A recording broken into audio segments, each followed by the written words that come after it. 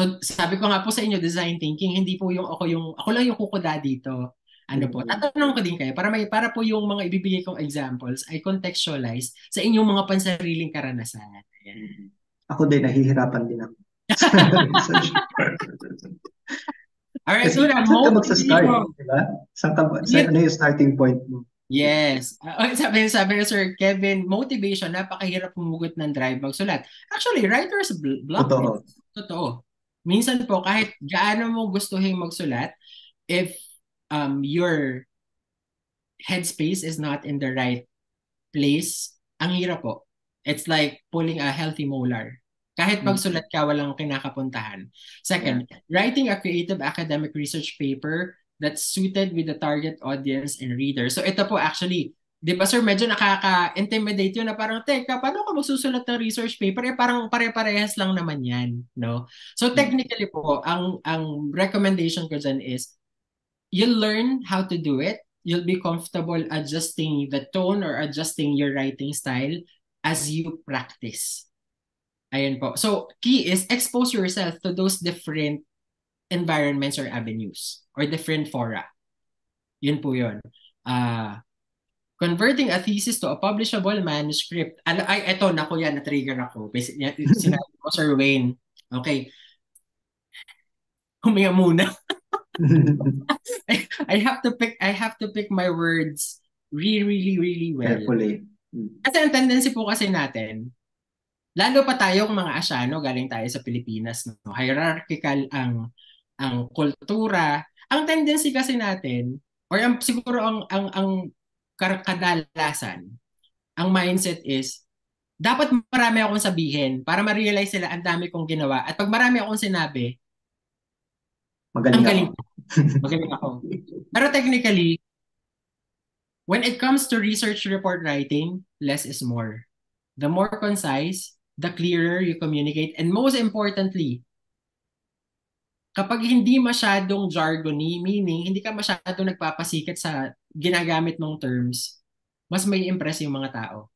So meaning, you're writing to express, not to impress. And mahirap po talaga yan, Sir Wayne. Kasi di ba yung parang, how do I fit? Kasi ang tendency, ay, 2 taon kong trinabaho tong thesis, bakit ko pagkakasyahin sa 2 pages? Mm. Di ba? Baka meron silang hindi makita. Ganyan. Pero Right. Sir Wayne, ang sagot ko dyan is, ang mga journal articles po, merong supplemental information. Kung gusto niyo pong maglagay ng 2 chapter doon, pwede niyo pong i-deposito doon.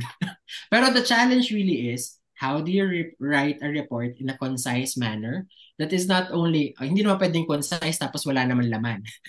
Mm. Diba ang turo sa atin kiss? Yeah, keep it short and simple. And alam Hindi, niyo po ito, keep it short and stupid.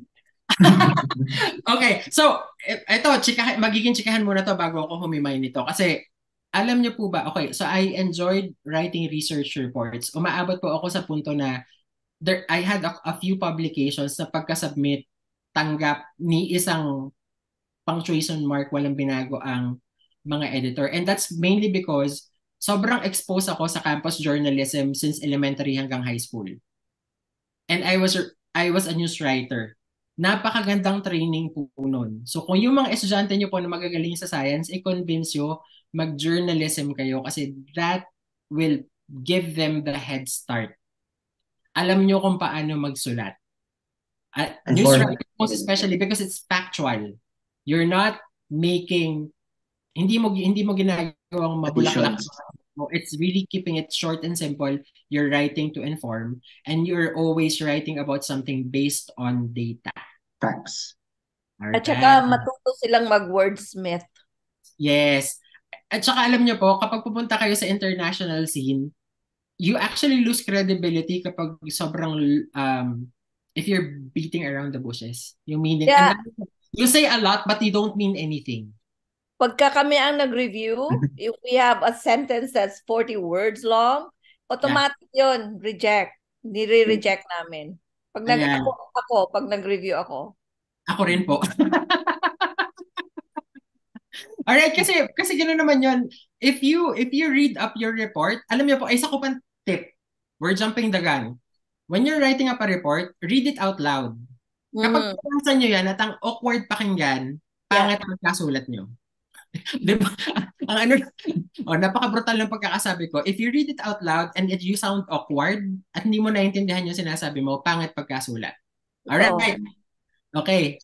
Writing the conclusion and recommendations. The challenge is coherence of the entire thesis or research paper. Nako, ayan. Lumalabas na ang mga challenges. Full-blown ano tawag dito? Na-distract ako, nag-admit ako ng mga pumapasok. Ako na.